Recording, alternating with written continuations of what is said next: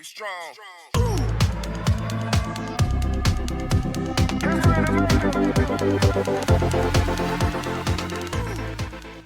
In order to use LockDown Browser, you have to open up Schoology.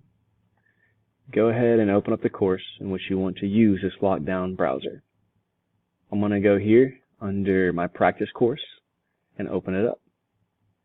From here, the first thing I have to do is create a test. Since I don't have a test created yet, I'm going to go ahead and make one.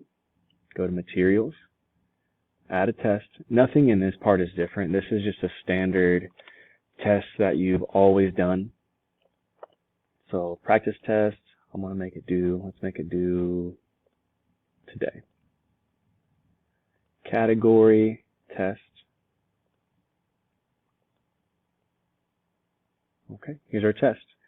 I don't want to type a bunch of questions, so I'm going to go ahead and pull some questions here from my question bank that I made over the last couple of years. And I'm going to edit one of these questions because I want to put a URL into one of these questions so I can show you how to use one of the settings in this LockDown browser. So let me edit this video or this question here and add a link. So if your test has, for some reason or another, a link that you're going to send them to, maybe you're going to have them research something and then do a short answer question based off of what they read. Students will have the ability to open up this link here in the LockDown browser and then go back to the test and continue typing what they read. So that's why I'm showing you this here. Okay, now the test is created.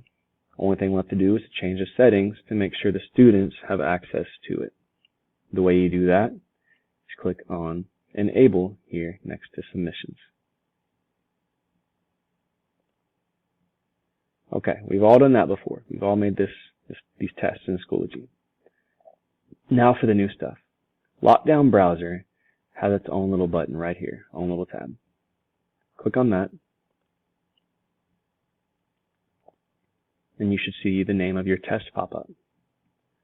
There's an arrow, a downward facing arrow here next to the name of your test. Click on that because right now it says the LockDown browser is not required for this test. We can change that. We can either not require Respondus LockDown Browser for this exam, or we can require it for this exam.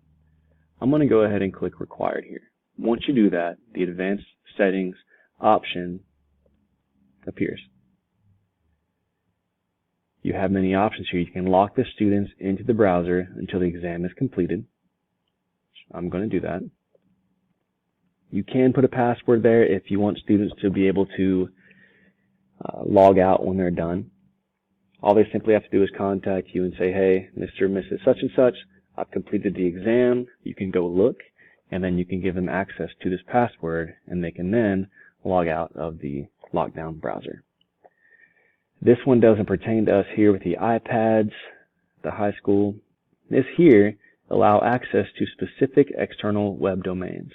This is why I put that link, that URL, in that question. So here I'm just going to copy and paste that same address here so that when a student goes to take the test, they can click on that link.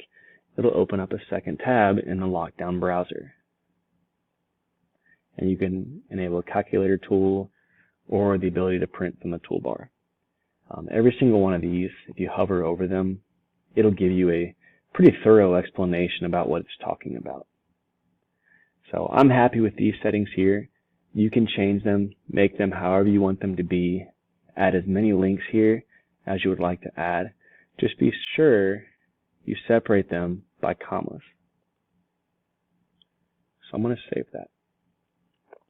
Now, students, when they enter the Respondus LockDown browser, the only thing they'll be able to access is the test in Schoology and that National Geographic website.